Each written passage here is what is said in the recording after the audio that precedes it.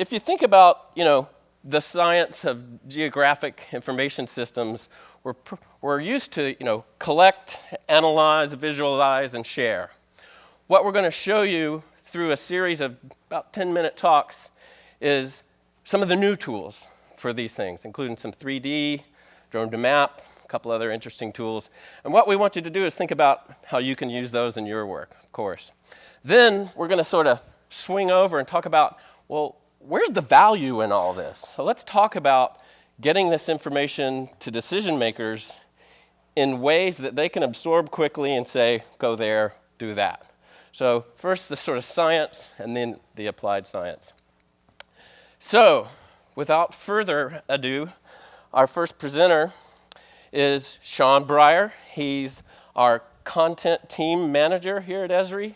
So he runs the Living Atlas, several other projects, and Sean's going to talk to us first about sharing. Take it away, Sean. All right, so I'm going to try to speak as loud as I can, but I've also got a cold, so hopefully the mics pop back on in here a little bit.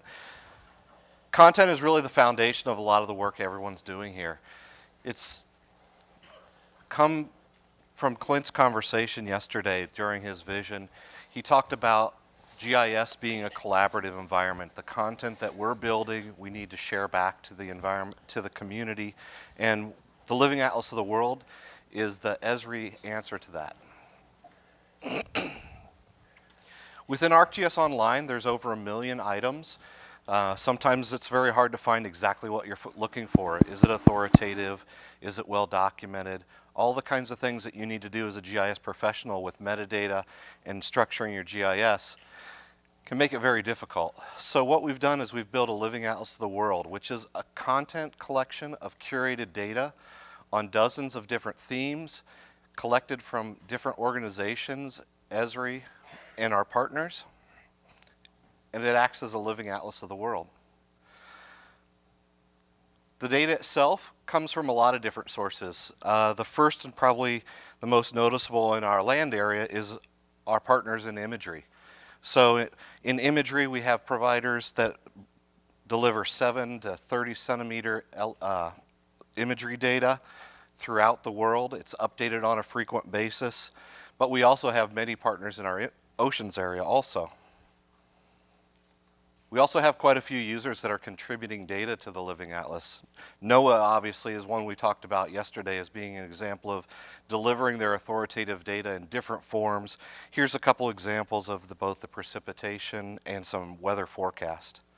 And then last, of course, here at Esri, we're providing data that hasn't been shared publicly or needs to be merged together. So in areas like bathymetry, rather than having all the different bathymetry sources delivered individually, we bring it all together and package it together as one seamless service. The Living Atlas is really curated and delivered in a collection of different forms. These are the different themes that we have out there today. So you've probably seen our base maps. Everyone's usually aware of those. They cover different areas like our street maps, our topo, the oceans base map, National Geographic, different topics. We also have a large collection of demographic layers and lifestyle data for population statistics. In the US, it includes over 10,000 variables, and then globally with 120 countries worth of information. Transportation and urban systems, a series of layers there related to land cover, land use, but also in the areas of transportation with ship boundaries or ship to shore information. Imagery-wise, we've always provided an imagery base map, but in the last few years we've started delivering multispectral imagery, things like NAPE and Landsat and MODIS. In the areas of landscape, we have land cover and different elevation and topography services, and we talk about some of our oceans content there. And then Earth observations is an area where we've actually started collecting real-time and updated authoritative data. Some of this, like the hurricane tracking or weather, is updated every 5 minutes. But this year we actually opened up a new theme called Oceans, and you can see here these are just a couple of the items that have already been curated and brought in by the community.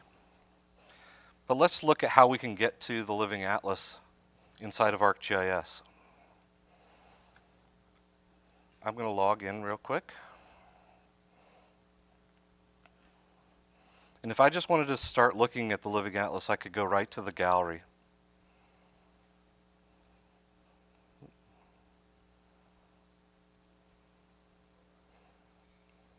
This gallery actually is the full representation of the Living Atlas. Here you can see the different topics we just covered.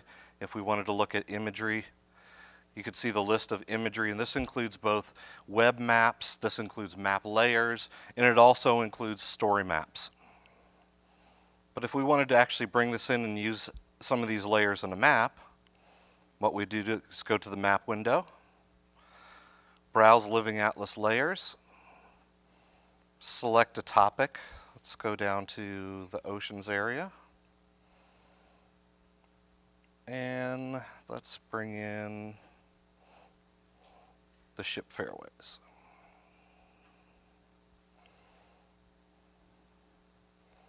As soon as we do that, we can close this window or add more layers. And we've added actually this Living Atlas data to the base map, and this is obviously stored in ArcGIS Online but being shared. In this case, this is coming from BOEM and NOAA data. Now we can also bring it into Pro. So Pro is the new desktop experience we have. Let's add in a web scene. Yesterday when we were doing the Ecologic Marine Units demo, you saw we actually created a bathymetry map in Pro that included the ocean and the land. So you can see by default here we don't see that ocean bathymetry. So let's turn it on using the Living Atlas. Let's go to our properties and our elevation and change our elevation source. Within Pro, you can actually get to the Living Atlas by going through this area called Portals. You see here the Living Atlas. And in our case, I'm going to type in topobathy so I can grab that 3D representation we had yesterday. I'm going to set some vertical exaggeration so it's easy to see.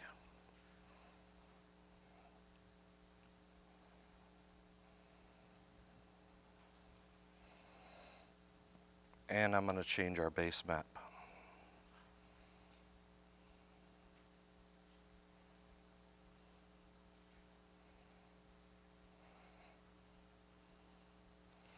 And now it's an active layer in my session. And we can do that with any of the layers that are being brought in the Living Atlas. So earlier on we talked about the Living Atlas. One of the things I want everyone to do is go to the Living Atlas webpage, which is livingatlas.arcgis.com. This is a way you can browse all that data in the online environment, but also talks about how you can participate, bringing in your own authoritative data into the GIS of the world. But in some cases, ArcGIS.com doesn't have all the data you need for your project.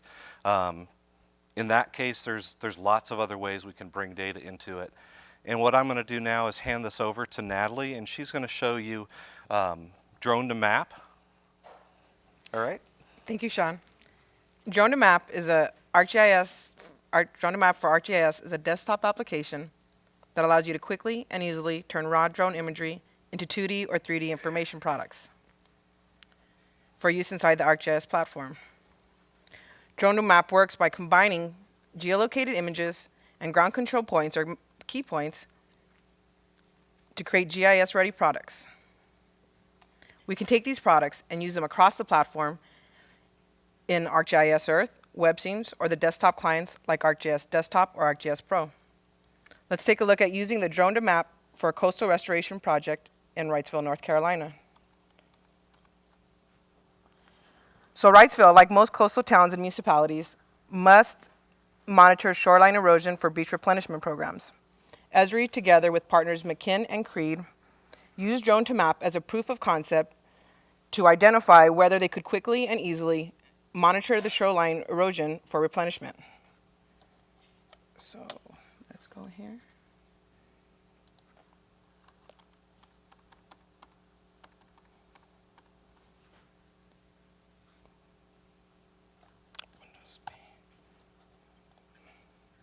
There we go.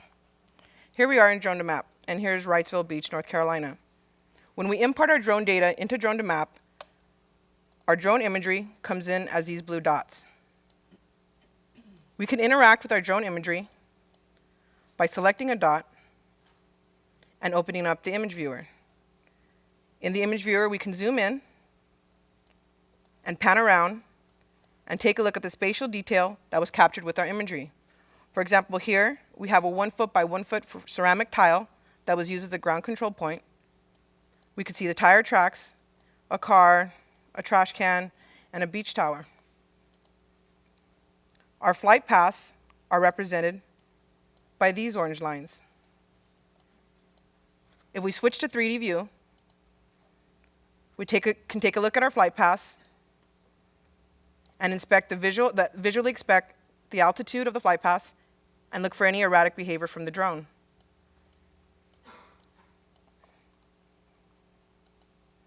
We also collected a number of ground control points that allowed us to tie our drone imagery to the survey grade data.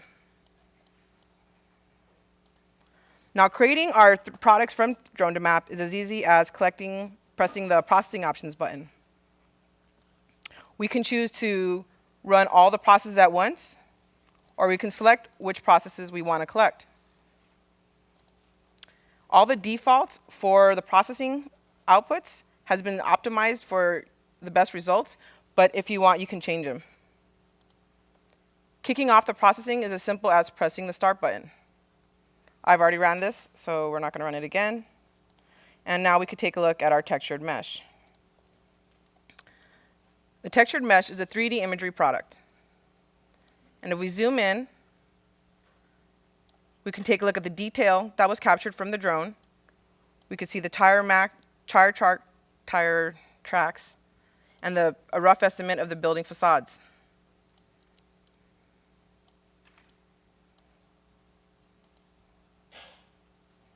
If we take a look at the 2D products, which is the orthomosaic and the hillshade,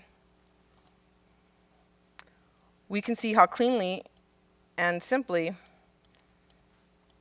the ortho imagery was stitched together in the application. We don't see any seams. If we turn the transparency on for the orthomosaic, we could take a look at the DSM underneath. The DSM captures the fine topographic detail of like the survey grade tile, the tire tracks, the walkways to the buildings. Now, 3D products are great, or GIS-ready products are great, but we're scientists, right? And accuracy is important to us. We can access the processing report directly from the Drone to Map interface. The processing reports gives us a summary information, like the average ground sampling distance, which for this project is 1.2 inches. The total processing time, which for these three products, the 3D mesh, the orthomosaic, and DSM, was a little over an hour. It also gives us this quality checkbox. And what we're really looking for here is that all our checks ended up green, including our georeferencing information. The processing report also contains calibration details with the original location of the images, as well as how far the images had to shift in order to match the ground control points. So we can see for this blue image here, it had to shift this much to move it into the green. So now we've imported our data, we've created our products, and we've checked their accuracy. The next thing we want to do is share these layers out to ArcGIS Online. For the orthomosaic and the DSM, it's as simple as pressing the tire layer option, selecting the products we want to share, the folder we want to share it to, and who we want to share it with. For the 3D textured mesh, all we have to do is share it as a scene layer, select the product, once again choose the folder and who we want to share it with. So now we've seen how easy it is to import data into Drone to Map. We created the products, we checked their accuracy, we shared it. Let's see how easy it is to consume the data, and I want to show that to you in ArcGIS Earth.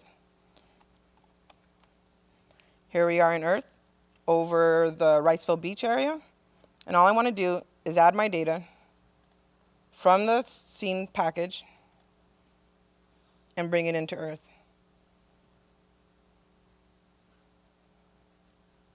And when I'm in Earth, I can visually look at my data.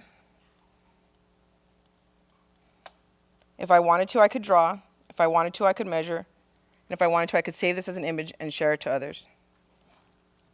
So we've shown you 2 of the many ways you can use ArcGIS to acquire and collect scientific data. Once we've collected our data, we need to put it to work in the analysis process. Caitlin Rains from Esri Professional Services will now show us some of the exciting new analytical workflows for bathymetry.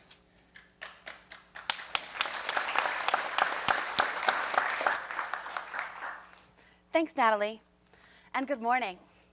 Many of us in the oceans and maritime community tend to think of bathymetry as fixed or foundational data.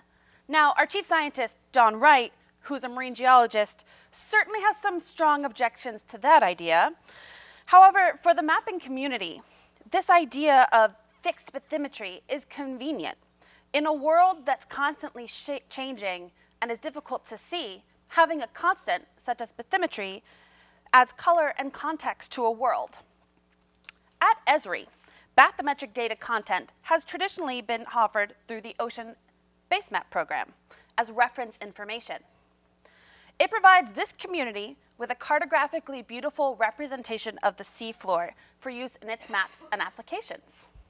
Currently, there are 2 versions of the Ocean Basemap, the traditional World Ocean Basemap and the Arctic Ocean Basemap, specifically designed for work in that region. Work is actively underway on the twin to that, the Southern Ocean Basemap. But these maps are designed to be used as base maps by marine GIS professionals and as reference information for people interested in ocean data. I have to admit that unlike Don, my ocean science background is not in marine geology. When I thought of bathymetry, I thought of it driving the processes in the ocean, affecting the rest of the ocean, but almost as its own separate entity. Really, that's pretty far from the truth. Bathymetry is part of the ocean's dynamic system and changes at the same rate as the rest of the ocean does. So since bathymetry is a constantly changing variable, we need a way to effectively manage that data and create new surfaces so that we can visualize the most current seafloor that we know. The ArcGIS for Maritime Bathymetry solution helps organizations collecting hydrographic data manage and share that data dynamically. ArcGIS for Maritime Bathymetry is a data management solution that uses advanced modeling tools to create authoritative raster or point models of the seafloor. It provides both an interactive and automated way of exploring data and deconflicting data sets. All of this is scriptable as well, which means that it's fast and lightweight, making it easy to get the latest bathymetric data to those who need it the most. So you might say, why is getting the latest bathymetric data so important? Well, there's a number of different reasons, but as a girl from New Orleans, my first instinct is always to use hurricanes as an example. Did you know that a hurricane can cause as much turmoil in the seabed as it can on the land? The damage underneath the water can be just as destructive as anything done on the land. If you don't have a clear view of how the storm has affected shipping lanes, you can't reopen a port. When Superstorm Sandy hit, reopening the Port of New York was critical, as it's one of the key commercial ports in the US.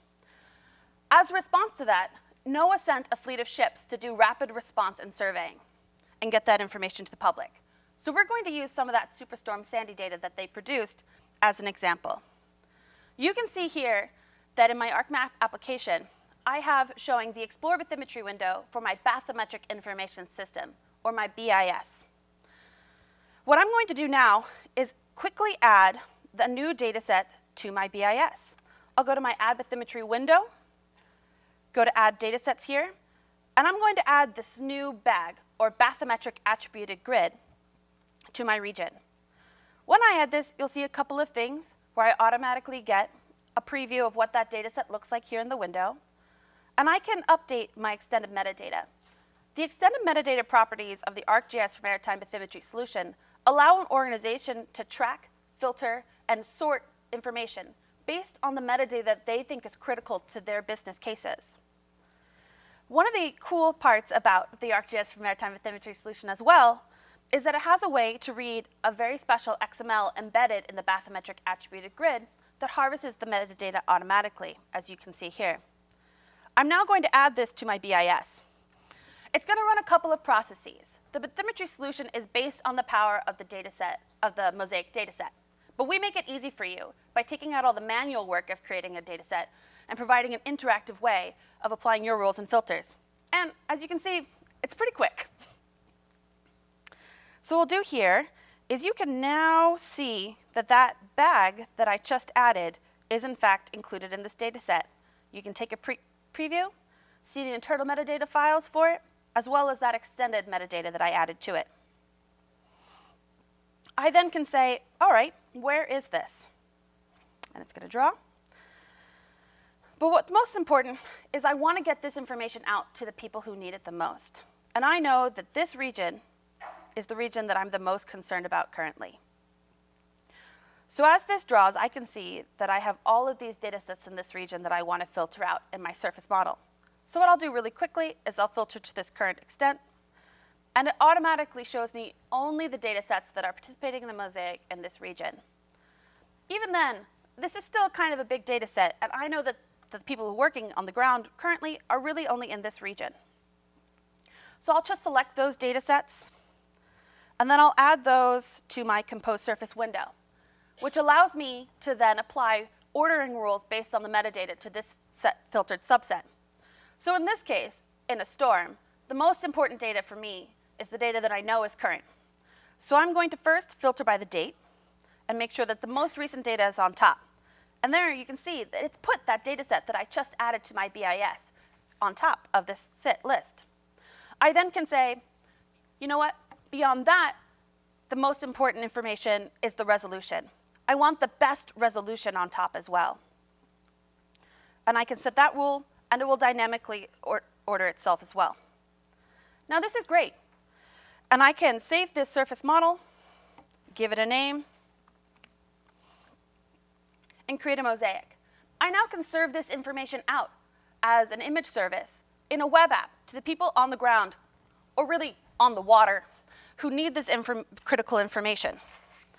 So while you can certainly see the need for serving this kind of data out every time a tsunami hits or a hurricane washes through a region, but there's certainly a case to be made for serving out data where the change is more gradual, but just as important.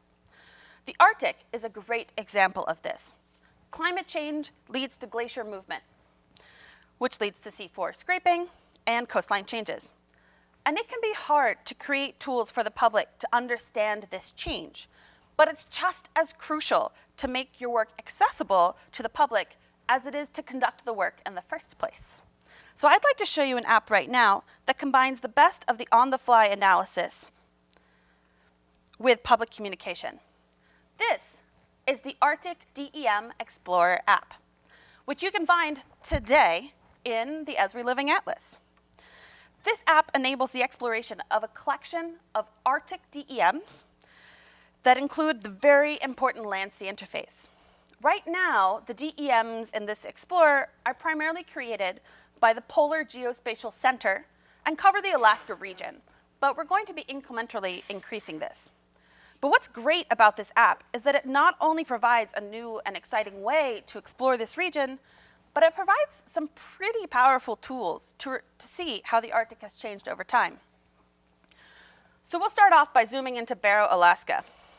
I always like to zoom into Barrow, Alaska when I'm looking in the Arctic region to start, because it is the, I can spell Alaska. It's the northernmost city in the United States. Oh, I really cannot spell Alaska, apparently. There we go. So this app automatically draws with an elevation hillside, but it has a host of raster functions that you can use to change the representation of the floor underneath. For example, you can look at slope, or you can draw contours pretty quickly. And that's great. But what I think is really powerful about this app is the temporal aspect to it. So let's take a look at that. What you can do is, using the time control feature, is you can actually click a point that you're interested in looking at. and it's going to query 17 scenes, which means that there are 17 DEMs participating in this.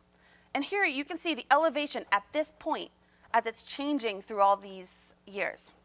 So let's say I'm interested in seeing the difference between June 13th, 2014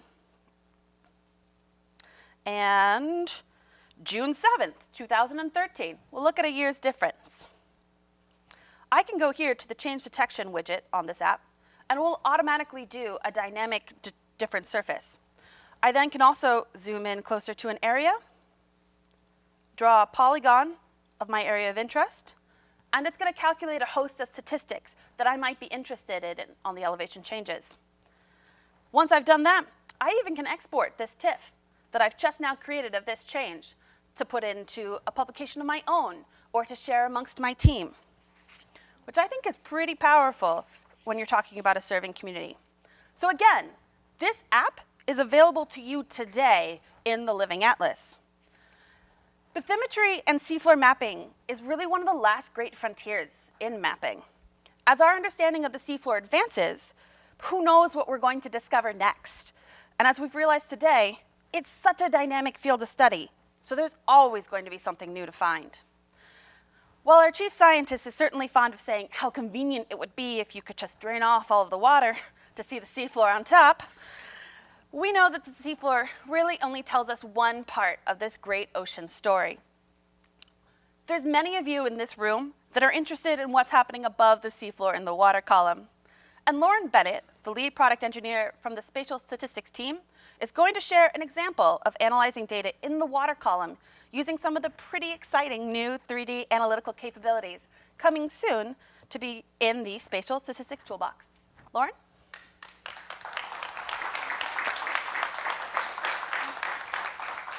Thank you. So I want to start off just with a little bit of a background about spatial statistics, because we're really excited to be extending spatial statistics into 3D. And the way that we think about spatial statistics is that it really kind of extends what our eyes and our mind does naturally every time we look at a map, right? You look at a map and you inherently start to find patterns, you start to understand trends, you start to look for relationships. And the spatial statistics tools have a number of different tools to help you do that. We can map clusters, we can measure geographic distributions, we can model spatial relationships, all from inside of the spatial statistics toolbox. And we've been working kind of incrementally on extending the spatial stats tools to work with 3D data. Actually, some of these incremental changes have already been released, and some are coming in the Pro 1.4 release. So in this case, the first example I want to take a look at actually isn't oceans data yet. It's some atmospheric data. So we're looking at a smoke plume that occurred on June 29th in 2008. And this data that we have is derived from NASA's MISR aerosol and land surface product. So we have some information about essentially the extent and the location of this smoke plume that occurred back in 2008. And what we want to do is understand the distribution. Now, this is just a bunch of points on a map, and it certainly is useful. But taking advantage, we know a smoke plume doesn't happen in 2D. It's absolutely three-dimensional. And so this data itself is three-dimensional, and we can take a look at it in 3D. Now, one of the things that I love about spatial statistics are actually some of the most simple tools in the toolbox. There's a set of tools called Measuring Geographic Distributions tools. Now, these tools, the way I think about it, they kind of boil your data down into something that you can sink your teeth into. So you have, in this case, we have a couple, let's say we have 30 points. But what if we had hundreds or thousands or tens of thousands of points? Just looking at a bunch of points on a map can be difficult to kind of interpret. So the Measuring Geographic Distributions tools help us boil those down into something that we can really see and talk about in a more kind of concrete way.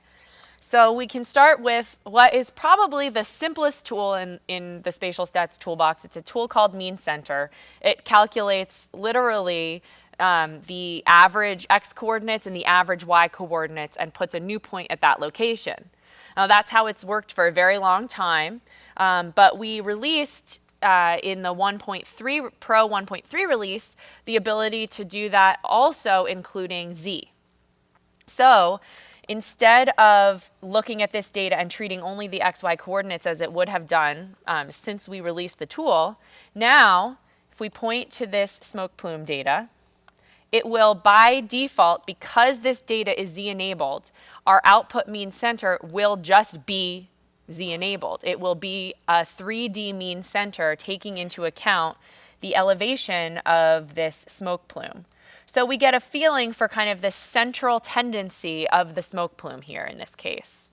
Now, the mean center is a very valuable tool. It helps us just understand and talk about one kind of location, the central tendency of that distribution of features, as opposed to a big blob of points. But generally, if I'm going to do an analysis using the measuring geographic distributions tools, I'm probably honestly going to skip mean center altogether and go right to the directional distribution tool. The directional distribution tool, essentially what it does is it creates what we call standard deviational ellipses. It's a very simple concept. Essentially, we create these ellipses so that they cover either about 68%, 95%, or 99% of the features in your data set. If we point to our smoke plume again, and we have the option of doing 1, 2, or 3 standard deviations, which kind of one standard deviation, we're essentially deciding to look at just the core of our data set, right? It's less influenced by spatial outliers, so it will be kind of just showing us that core distribution, and in this case, I'll stick with 1 standard deviation. We would also have the option here of choosing a weight field, so if we knew that some of these features had more influence for whatever reason, we had an attribute associated with them, we could use that. In this case, we're just working on the raw spatial locations of the features. And the output here is a 3D ellipse. It's an ellipsoid, which shows us the overall kind of core distribution of this plume. Now, the reason I would say I would kind of switch the means, I would skip the mean center tool altogether is because the way that the standard deviational ellipse tool works is that it is automatically centered on the mean center. So why I love the ellipse tool is that we get the central tendency or that mean center, we get the distribution, and we also get any sort of kind of directional properties of the pattern that we're looking at. Now, by default, when we run that tool, we also get additional information that's calculated as part of that analysis. So we can see, for instance, the area within that ellipsoid or the total volume within that ellipsoid. This can be really valuable if we're trying to understand the impact that this smoke plume had. We might also be able, one of the really valuable things about having this be a true kind of ellipsoid is that we can use it to do things like select all of the area within it to determine who we should be alerting, what areas might we need to inspect to make sure that they're okay after the event. So now we have a true 3D feature that we can use to do that as the output of the tool. Now, this is a very simple example. The goal is just to kind of get you thinking about what's possible. You guys have amazing data at your fingertips also where there's a lot of potential here. The measuring geographic distribution tools are powerful on their own, just creating one ellipse is powerful. But when they're often most useful is for comparison.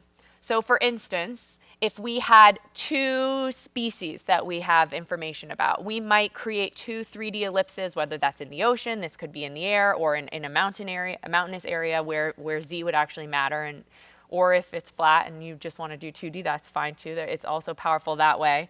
But when we can compare, if we have 2 ellipses, rather than looking at a bunch of red points and a bunch of blue points on a map and saying, okay, it seems like there's overlap in this area. By creating the ellipses, we're able to really easily see where that overlap is and start to understand those patterns.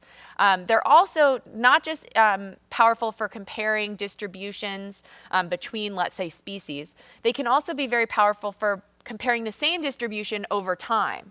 So for instance, if we had this same smoke plume data over a 3-day period as things were changing, we could look at each day's ellipse and see how that ellipse is changing over time. Again, much more powerful, in my opinion, than flashing a bunch of points on and off the map using something like an animation. We gain a lot by being able to boil down that pattern and compare those ellipses over time. So we're really excited about that. So all of the measuring geographic distributions tools are 3D. You have 3D data, they just automatically are doing 3D analysis, which we're really excited about. Now, one of the things that we've been working on for the next release, which we're closing in on right now and finishing up development on, is the Pro 1.4 release. And that is another extension to the Spatial Statistics toolbox, making it 3D.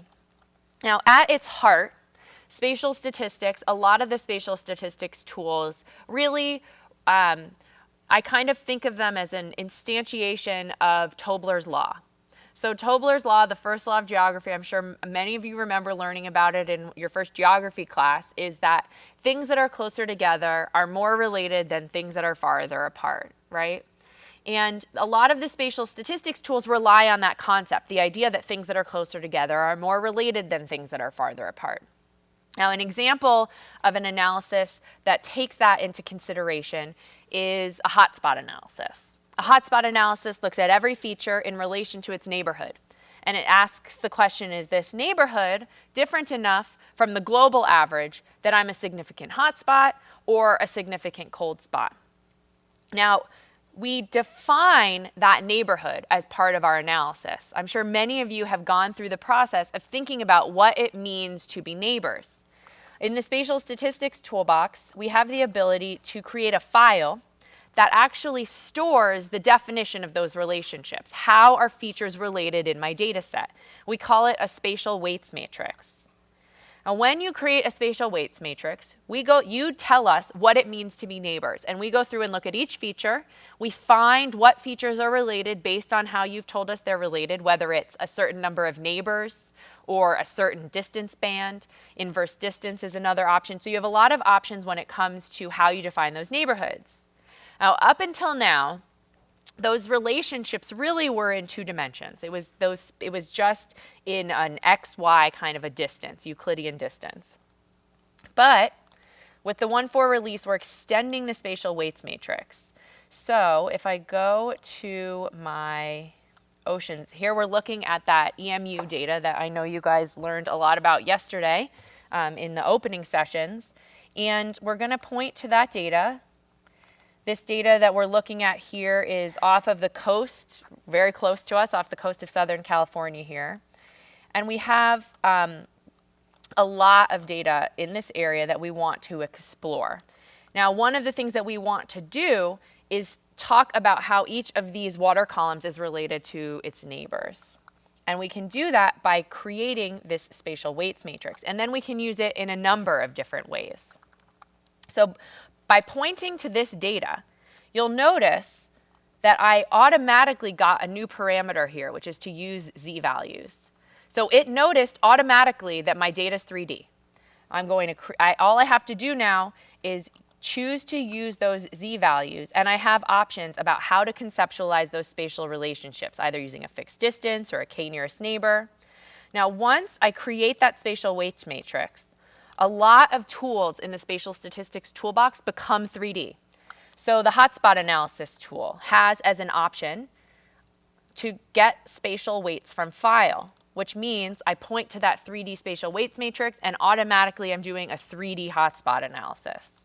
Same for our cluster and outlier analysis tool, which uses the Anselin's local Moran's eye statistic or what's called the LISA statistic. Again, we can point to our spatial weights matrix file and automatically we're doing a 3D analysis. So in this case, we're looking at dissolved oxygen as one of the variables that we have in each of these water columns. And we can explore it visually. We can also do things like explore the data underlying here by looking at, let's say, charts right inside of Pro, which are really powerful. So we can see here both temperature, which we're going to look at, and dissolved oxygen, and how those change at different depths. So we can see, for instance, that dissolved oxygen in purple starts pretty high, and then we see a dip, and then it goes up again as we get deeper.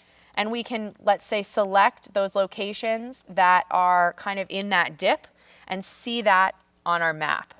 Or we can take a look, instead of a bar chart, we can look at it with a line graph here. And what this is set up to do, our graph on the left here is set up to filter as I make selections. So if I wanted to look at just the top temperatures, it's going to essentially zoom in my graph on the left and allow me to see both on the map and in my two charts and start to explore this data really dynamically in 3D, under the water. I mean, I just think this is really, really cool stuff.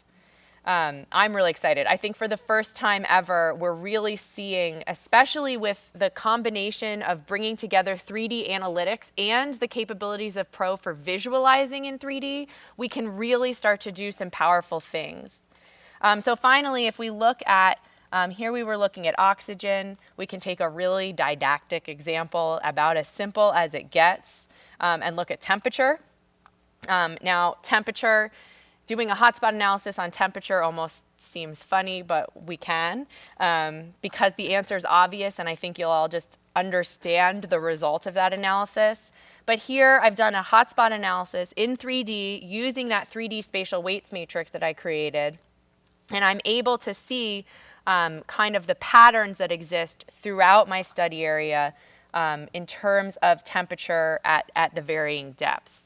So there are over 10 tools in the Spatial Statistics toolbox that are now just 3D for you to use and take advantage of. And hopefully this kind of gets you thinking about what's possible in terms of the kinds of data that you have and how you can use some of the spatial stats tools that maybe you never thought were really relevant to you before because they weren't 3D.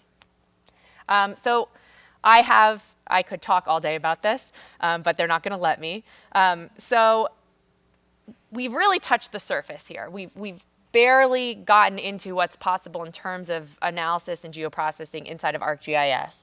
And the truth is there are almost 1,000 geoprocessing tools that you can use to do pretty powerful things inside of the software. But you are scientists doing incredible work and pushing the boundaries of what we're doing. And sometimes that means that you need to do things that aren't even possible inside the software yet. And ArcGIS is very extensible, whether it's with Python, building your own geoprocessing tools, building your own add-ins that give you a different kind of user experience inside the software. It's just incredibly extensible. And to show us some of the examples of how you can extend ArcGIS, I want to introduce Sean Walbridge.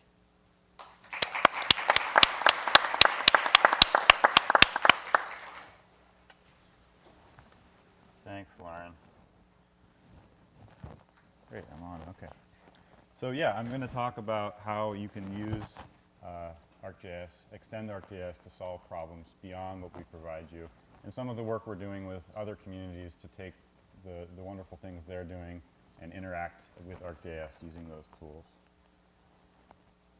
As a background, we had 2 days ago, we had a workshop, and we really tried to cover a lot of this stuff as up-to-date as possible. So Kevin put this workshop together.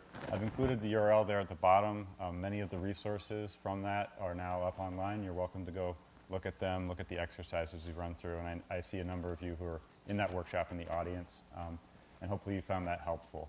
We kind of tried to cover all of the stack, all these new things that are happening that we think are relevant for scientific problem solving, and we are really excited. Like Lauren, I'm also really excited to see this stuff happening. It's taken, it takes time to make these changes, but we're really excited to see all the things that are happening with our software and what it ends up, when it comes back to us, what you are able to do with it. One of the things that we announced 2 years ago at the same conference in the same session was the inclusion of the SciPy stack in ArcGIS. So if you haven't heard of this already, this is something that is included out of the box with ArcGIS today. It's a collection of packages for scientific problem solving, and it's really gotten massive uptake. It extends, it both deals with spatial data, but also aspatial data, so folks who are dealing with, say, simulation modeling and optimization problems, annealing, all these kinds of things are included. It's really powerful if you just have tabular data. You need to work with some feature class data. It lets you do some really impressive things with that as well. We have interoperability with NumPy, the core data structure for multidimensional data sets, and we're also working on adding interoperability with pandas, which is this really impressive way of dealing with data frames instead of just simple tabular structures. We also, at ArcGIS Pro 1.3, we included Conda. What Conda is, it's created by Continuum Analytics, and it's really become the de facto way of managing packages for scientific software. There are other solutions for dealing with just basic Python things, but the scientific Python community came to realize that they have a lot of problems that need not only Python code, but they need things underneath them. They need C code for performance. They need Fortran still, believe it or not, because there's still numerical models that use it, and it's the best code for solving those problems. And so they came up with a solution that takes all of the scientific Python community and makes it very easy to get. This also is very helpful if you're managing an organization. You need to get software into the hands of many different people at the same time. This dramatically simplifies that problem space, which had been very, very challenging prior to Conda. We also have recently released a bridge that lets you go between R, the statistical programming language and environment, and ArcGIS. Now, we're really excited about this. It provides a lot of capabilities for people who right now might use both environments. They can take their data in ArcGIS, go directly into an R session, interact with it, make changes to it, and then save it back again in a new data set that's in a file geodatabase or some other place where it can get back into the system of record that is ArcGIS. This also allows people who don't know how to use R to take existing script tools, just like you might with a Python script tool, and run them. Those script tools can be R scripts instead. So it's really helping greatly enable many new people to use the statistical properties of R without necessarily learning how to program and do as much themselves. We're also engaged in a number of different things. A few months ago, we hosted a space-time statistical summit here. So this is really the very cutting edge of what's happening with higher dimensional statistics. How do we deal with not only space but time in the same framework? And so a number of the luminaries of that field were here, and some of the work that Lauren's team is doing is also in that space, and we're excited to be part of that. We also just recently became a member of the R Foundation. So this is a collection of, we're actually a benefactor of the R Foundation. This is a collection of companies and individuals who want to see R grow and want to support it in any way they can. So we're excited to be part of that.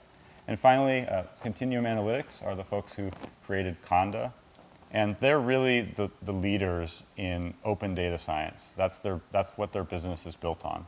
And so we're also really excited to become a business partner with them and really see how, using ArcGIS in combination with open data science, people can solve new and interesting problems that weren't previously possible.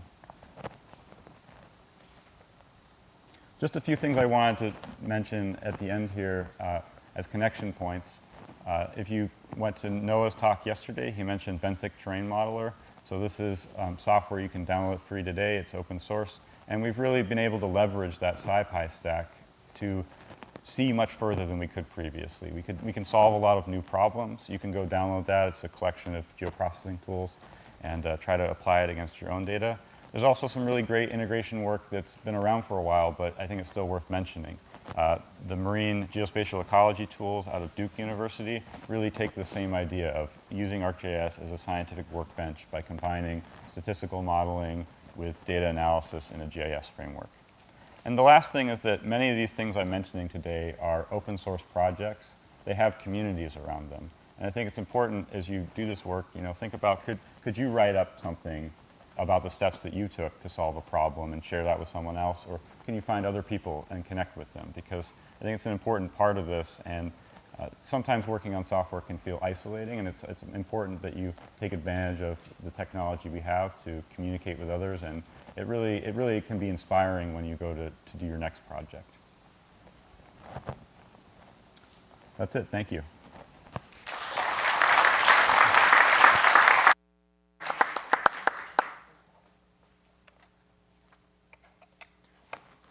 I'm next. All right, excellent.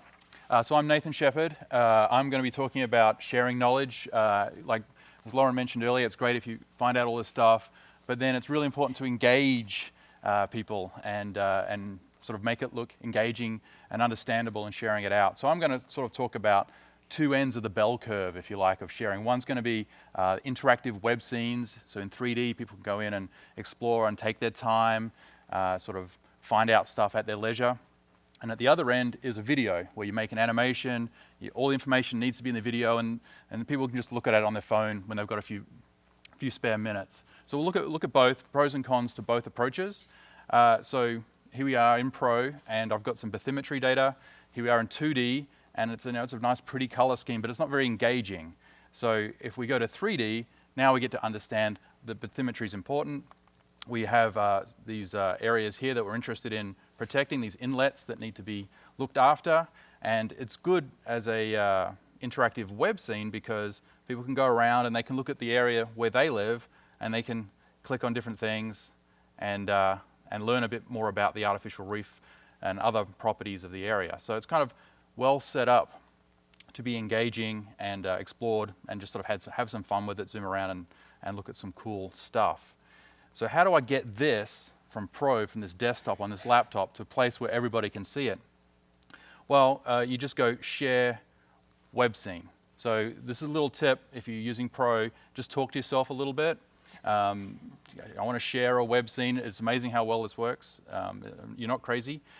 It'll open up this extra little tab here, and you fill in some metadata, and you say, okay, I want to share it with people in my organization. I want to share it with everyone. You can choose that. And where is this going to go? Well, it all depends who you're logged in as. So I'm logged in here to ArcGIS Online. So this web scene is going to go up to ArcGIS Online. If I wanted to go to my portal, want to keep it in-house, on premises, I can just come down here and switch to one of my active portals. In this case, we'll just leave it to online, and you hit share, and off it goes. So rather than having you watch that actually happen, this is the next phase. Now it's up and it's published. I come here to arcgis.com and I sign in, and it remembers my password, so I just hit that. And here's my organization. I'm part of Map Exploration. Click on my content. And here's all of the stuff that I've been creating. Little tip, I can sort by modified date. I can see this web scene. I'll click on it. So right now I'm logged in. I can come in here. I can edit all of this information. Right now I don't have very much metadata for this web scene, so I probably want to improve this before I make it publicly available.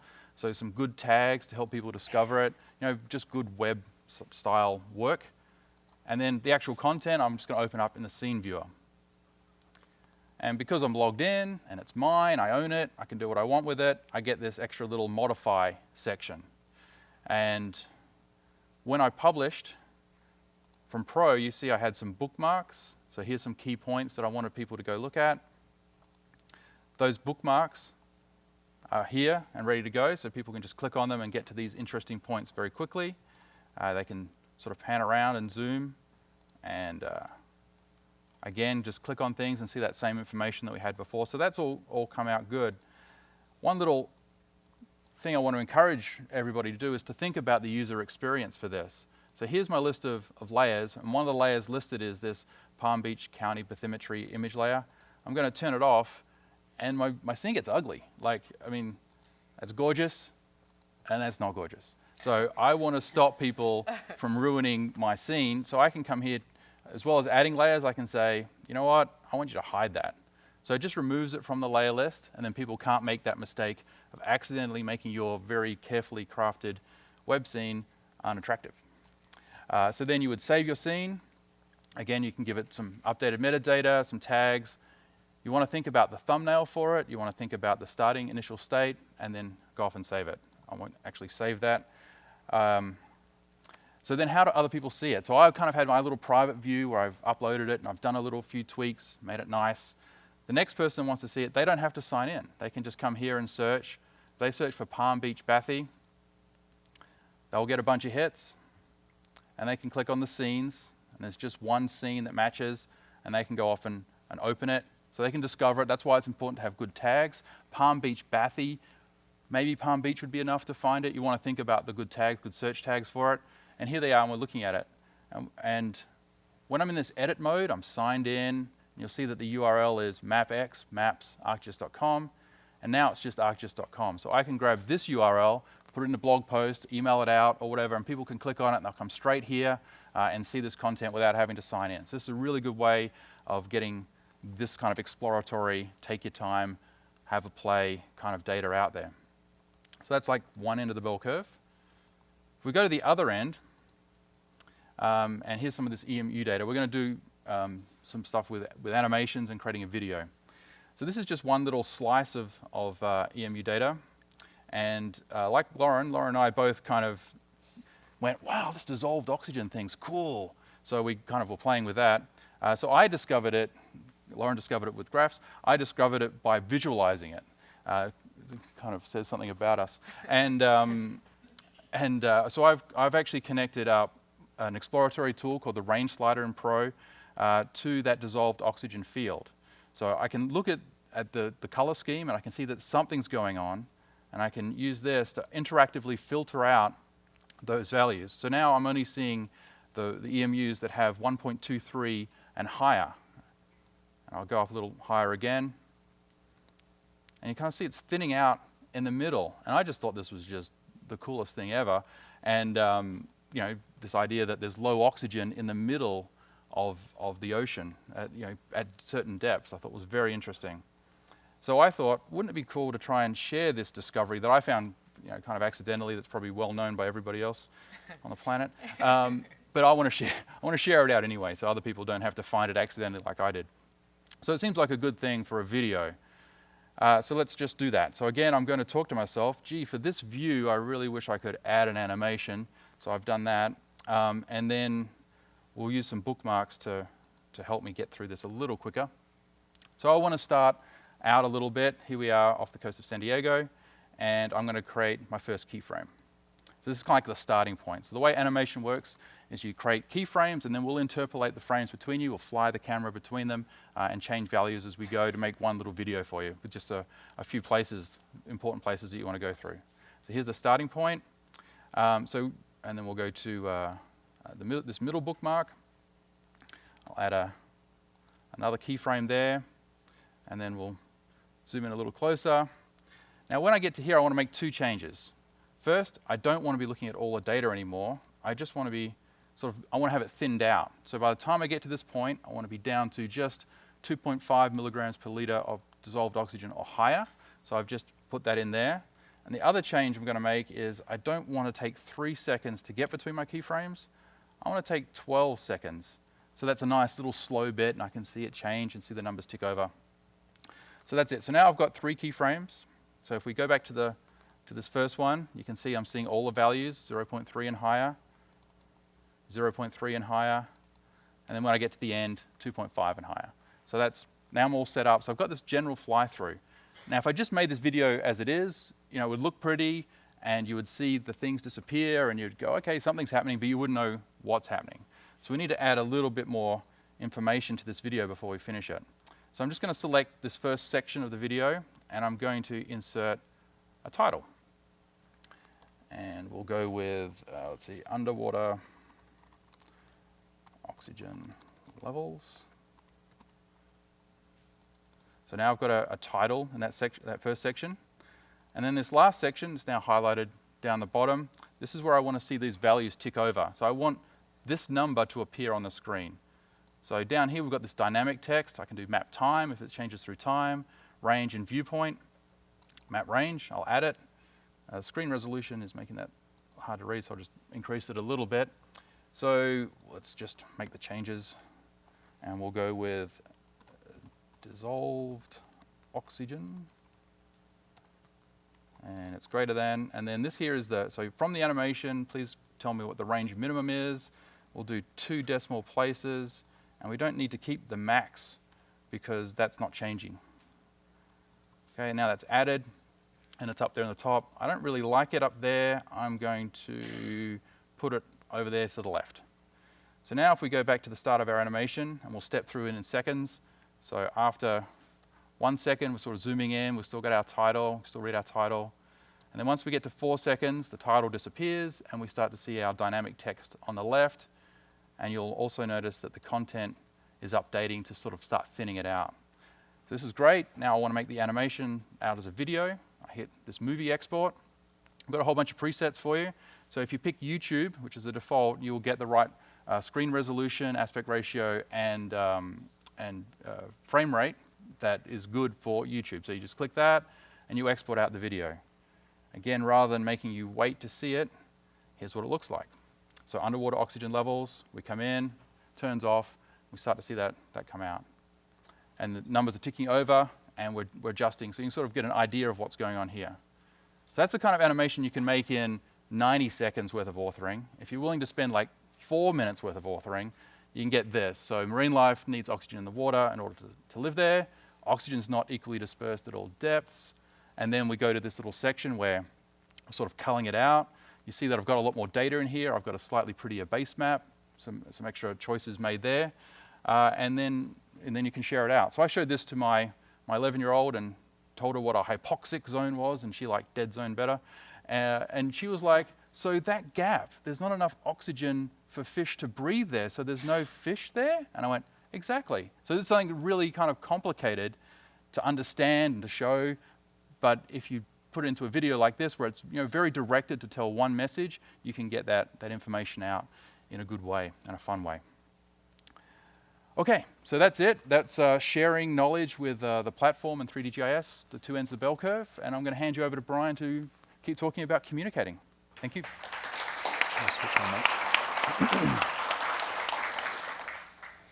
Thank you, Nathan. So just like Nathan, I've been also working with a group of folks to help visualize information important to oceans communities and how we can help communicate that with folks like decision makers and the public. And thinking about how we can take them to places they can't easily visit and experience future scenarios. So to provide focus to our work, we've been taking a look at a few places that illustrate the blue infrastructure around San Diego. So let's first move over to the entrance to the San Diego Harbor, which is a focal point for economic and military activities. So we want to make sure that we can ensure that these vessels, as they enter and exit the harbor, are going to do so safely, which is critical. So we see here the path that a ship might take, and this, and as well as the hull of a ship in 3D. We can dip down below the water line and see we've added the tidal range with mean and high and low tides, is indicated along the ribbon here. But depth is a little hard to understand in this visualization without a lot of context. So we created a 3D symbol that is reusable in Pro that allows me to then control the different depths with minor and major breaks, major at the red buoys and minor breaks with the white buoys. Which again helps me understand the depth, but my ship looks like it's floating in space here, so I'd like to provide a little bit of context with the surface. So I've added a sea surface here, which helps me understand the upper and lower bounds of the shipping channel. So this example here is, as I've been told by those in our maritime group, that it's important for understanding underkeel clearance for risk management and communicating that with others, which is a thing that can be difficult for most folks like me when I started this to kind of wrap my brain around what the problem was. And also maximizing the draft underneath the ship for maximizing shipping value. So staying under the water here, let's move over and take a look at an artificial reef. And here we've modeled we've created 3D models from the Reef Ball Foundation's cast concrete reef structures. And we've been looking at how we can visualize and model the growth of new habitat that is brought about by bringing in this artificial reef. And here we've created 3D kelp, which we can then kind of show over time as it grows. Over time, and here we have something that's grown up quite a bit. Maybe I could put on a little marker symbol and communicate a story through a pop-up that can provide information and include images about the future habitat. So interesting to note that these kelp features here were created through procedural modeling, which is commonly thought of about through City Engine for creating buildings. But in this case, we're using it to create natural features in an ocean environment seen here in the kelp. So this is an interesting example that obviously is at the intersection of technology that we see, but also in creating and designing these new structures, being able to move them around, expand the size of the reef, move it inland, outland, and be able to then see how that relationship with other things. But then also communicating the policy change that might come about by implementing this reef. So again, that intersection of technology, design, and policy.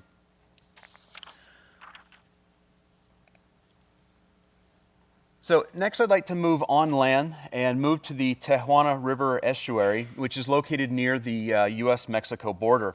And we've been working on trying to create a virtual estuary. And in this example, we're going to take a look at how we've been working on looking at sea level rise. And I just want to call out a few people that have been very helpful in creating this example. In the audience here, we have Steve Steinberg and Shelley Moore from the Southern California Water Research Project, otherwise known as SQUIRP. Thank you very much for all your help on this. And lastly, Jeff Crooks, who's the research coordinator at the Tijuana River National Estuary and Research Reserve. Quite a mouthful in both of your names. But I wanted to make sure that I got you some recognition. So here we see this location where we see some salt marshes here on the right, palm trees, and then on the left, some homes. And these homes are right along the shoreline. Very exposed to the effects of sea level rise. And let's fast forward to the year 2100 and see what things would look like with 1.6 meters of sea level rise. We can see here that the salt marshes and these fancy palm trees are going to be underwater, and with all that exposure to salt water, they're going to probably die off pretty quickly, so let's just go ahead and get rid of those guys. And then let's take a look at kind of the worst case scenario of a storm surge with astronomically high tides where we see 4.5 meters of sea level rise in this case. Now, much of what was there is now underwater, but just as with the under keel example, where we needed to understand depth and we had to kind of put these little buoys in there, in this case, we're using real-world objects, what people intuitively understand. So the addition of the truck and the homes, I don't need a measuring stick. I know how big a car is. I can immediately grasp that. It's harder for me to understand what 4.5 meters relates to, but I get the fact that my car is now underwater and I can't get in my garage anymore. And so this example is really understood by very, very broad audiences. Next in this example, I want to move even further inland and take a look at some of the potentially devastating impacts of globalization.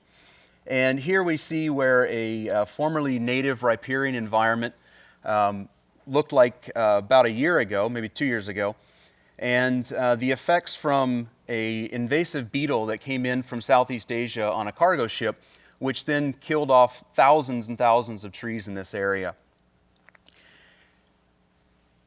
And just to make things even a little more apocalyptic, we can play around with the lighting settings and make it look nice and scary and highly devastated.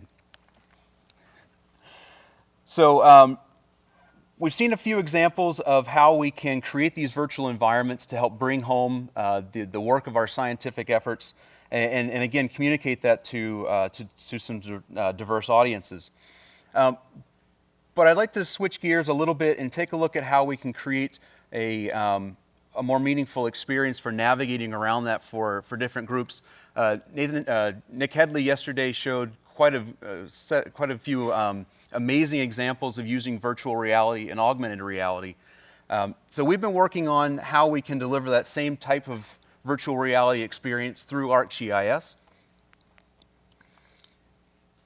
Let me switch over to this.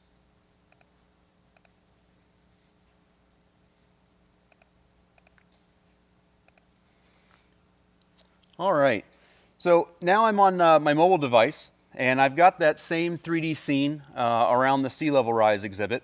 And navigating around in 3D for those of us up here who we do this quite regularly, it's quite intuitive for us now. But for most, it may not be. So how can we ensure that they can kind of navigate and look around as quickly as I was doing earlier? So let's switch this on, and I will actually just use the sensors in the phone to now navigate around, look up, look down, look right, and kind of get this more immersive experience of just navigating around on this device. But I see these grasses over there and they look really cool. I can't get out there in real life. I don't want to get wet and muddy. but I also see that little dot out there, and I kind of want to cruise over there. So I'm going to get my little glider here, and I'm going to hit this little swim button like it operates like a little gas pedal, and I'm going to scoot on over there. And this thing wants to tell me something. So now I've got a little pop-up. I can read a story about it and virtually visit this place and kind of experience it like it's a little museum exhibit. And I might want to go up and fly around like a bird and then come down and look at things from up above, right? Hi. So, very nice way to move, to experience this scene in kind of a new way that's kind of gripping and fun. All right, so I'm going to switch gears to a different screen. 1 second. Come on. It's coming back to life now. There we go. All right, so for this example, I'm going to need some specialized equipment here. I need to put on my, my swim goggles. I'm going to drop back in from space. And I'm going to go swimming for a second.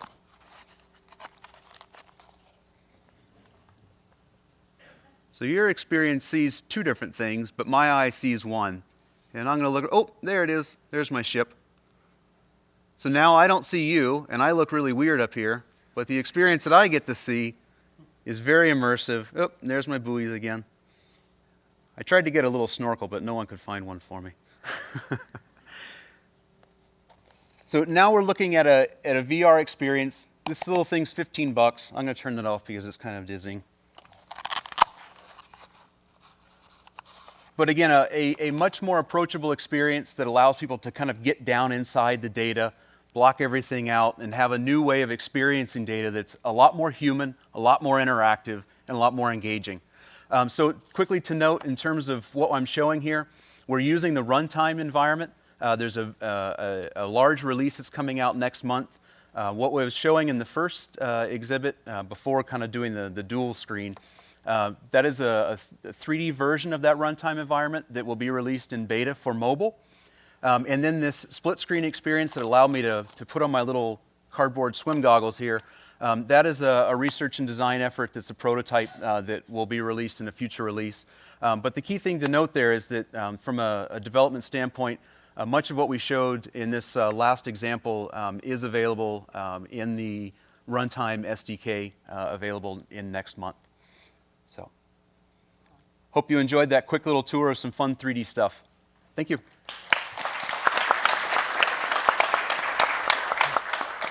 We've seen a lot of examples of the tools and the apps that are coming out in the sort of scientific realm that we have, especially important in the oceans.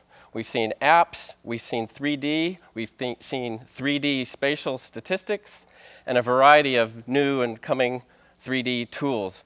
What we'd like to do now is talk about how do we apply that? Where's the business value in some of these scientific tools? And how can you start thinking about helping decision makers take the scientific information and be able to make quick, comprehensive decisions?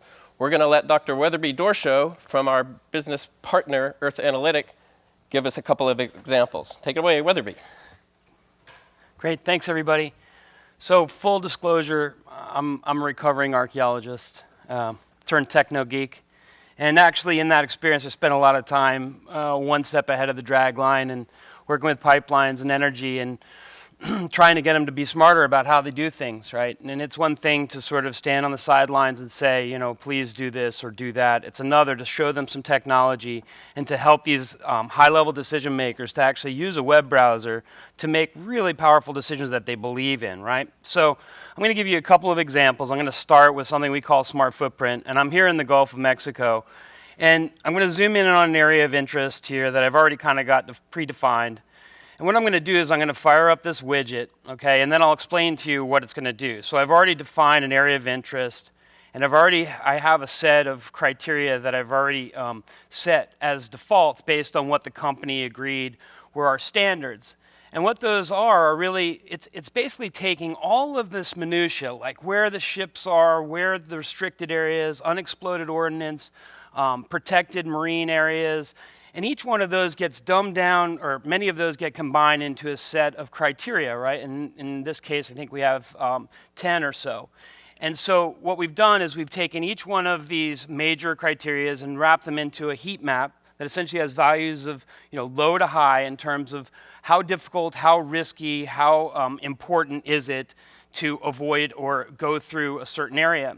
And the tool just finished. Now, as you can see, it's drawn a route on the screen here, but if I wanted to, I could actually have run a different scenario. So this is a pretty even balance between environment and economics, okay? And so when you're working with guys like at Chevron, you have to be careful about, saying, hey, we could do this, and you want to give them that latitude to be able to see how this thing all comes together, right? So these processes have been around in ArcGIS and in GIS for 40 years, but to be able to take, and what we just ran here is pretty robust analysis that's running on a very large set of criteria.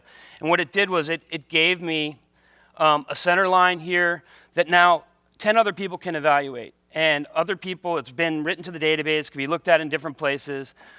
3 other people could be running different scenarios where one, they want to look like an environmental hero, and one, they want to do something else.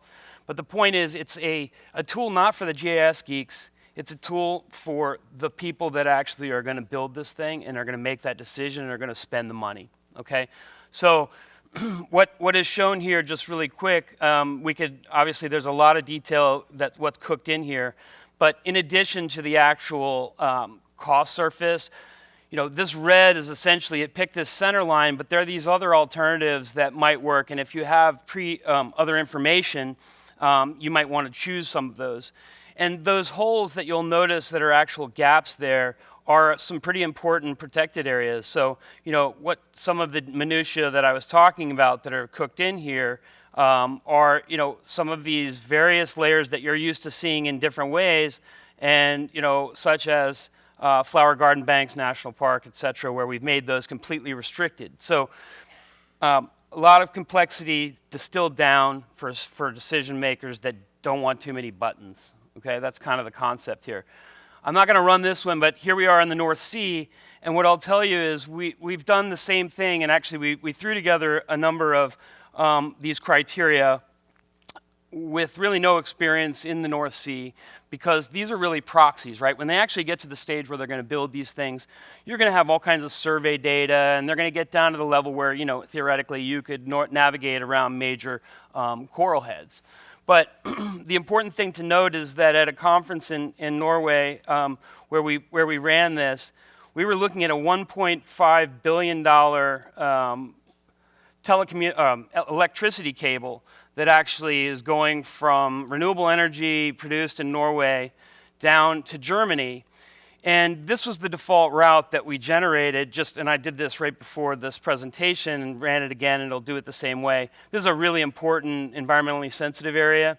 And so quickly, when we ran this, we showed it to all these people that do this work, and we said, it took about 25 seconds for it to run, and said, so we're not saying this is an answer here, but does this look close to what you all were planning? And they're saying, well, actually, it's very close to what they ended up doing with 6 weeks of work. Bunch of people sitting around the table and saying, this is where we're going to spend, $700 million to do all this survey work based on this preliminary route. So many of these tools are really preliminary. However, as more data comes in, you can actually refine the resolution. So instead of being at 10, in the Gulf, maybe 90-meter pixels, we can be down to high resolution and do the same thing with new environmental and engineering data. So Smart Footprint really just capturing that process using ArcGIS and leveraging this authoritative data, much of which we got from the Living Atlas and other public sources like BOEM. All right, switching gears, I'm going to give you another example of if we're looking, once we want to decide where a project is going to go, obviously they want to know what's just below the surface. And so what we have here is some survey lines from sub-bottom profiler data, which essentially gives us a picture into the shallow subsurface.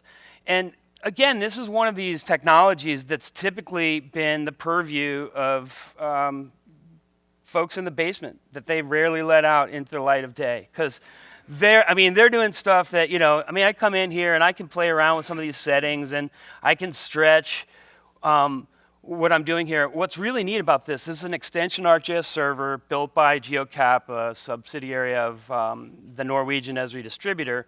But it's super powerful because we're streaming across this byte array, and now I can visualize this data that used to be in a $90,000 Petrel package in a web browser. And as you see, I'm moving my cursor around, and on the web map, it's actually showing. If I can interact with that, I can change the stretch. And all of this is, I loaded this actually right when we ran, right when I clicked it. So the point of it is, it's not smoke and mirrors. Now, I can look at that same line in 3D too. So I can actually take that slice, and this is not a true interpretation package, but we're working with these guys on some tools for doing simple annotation where you might see a few points of interest that you want to look at, and you can make some annotations, and those annotations show up on the map, okay? Because then the person who's over here, who's the bean counter, can communicate with the guy who rarely gets out of the basement, and also these other people that are really making the decision about construction and everything else. So I don't mean to pick on geophysicists, and if there are any in the room, please forgive me. I have great respect for the knowledge that you have. Another quick example of taking this seismic data, I have selected a seismic cube right here. So a seismic cube, it's really just taking all of this survey data, mashing it up into this set of slices that I can visualize in a variety of ways. And this is actually a 17 gigabyte seismic cube. And now what we're doing here is I'm able to pick a slice and I can slide. I can bring in other interpretive horizons. And so some of the EMU data and some of these other rasters and 3D ellipses, basically in a normal ArcMap session, I can publish out these rasters that have Z, and they'll show up using this ArcGIS SOE, this server extension. So that allows me to play around with a lot of complex data in a separate viewer, and ultimately it'd be nice to have everything all in one web scene, but sometimes you have to use these third-party data sets and tools until everything catches up. But it's a very robust platform that lets us look at that. And so in the little bit of time I have left, I want to give just a quick highlight and emphasize the fact that this is really, this one's a work in progress. Many people in the room here deal with bathymetry and other types of data collected on the seafloor. And there's all kinds of complex technologies and software, and a lot of people are already working on that. And QPS has these really incredible tools that work with ArcGIS to do these analytics. But one of the things we're working on with Kongsberg, which is one of the guys that make the big yellow things that cost a lot of money, and they go to 5,000 meters and map the seafloor. They're amazing pieces of technology. Is how do we do quick QA from the boat, or allow other decision makers to actually see raw bathy before it's been processed into a nice surface like this. So I'm going to just fire up this little widget, and I'm going to pray it works, and it did. And so what we're looking at here is basically it's an LAS data set that was derived from raw bathy that was streamed from a ship to a server. Now, I have to confess that, in this case, it's a little bit canned because I actually had the LAS file on my machine, but what we're working on is a seamless workflow that will allow us to send up these packages and do this sort of quick QA really quickly, either on the ship or on shore. So with that, appreciate your time.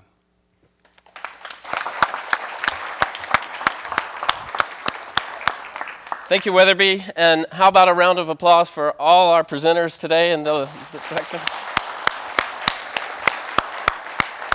So again, what did we see? An array of scientific tools and technology and 3D and spatial statistics and web scenes and recording videos quickly, all so that people can take this scientific data and understand what it means and or make decisions on it. So we're not just scientists practicing science, we're also practicing science and delivering value to decision makers, hopefully to keep the world a better place.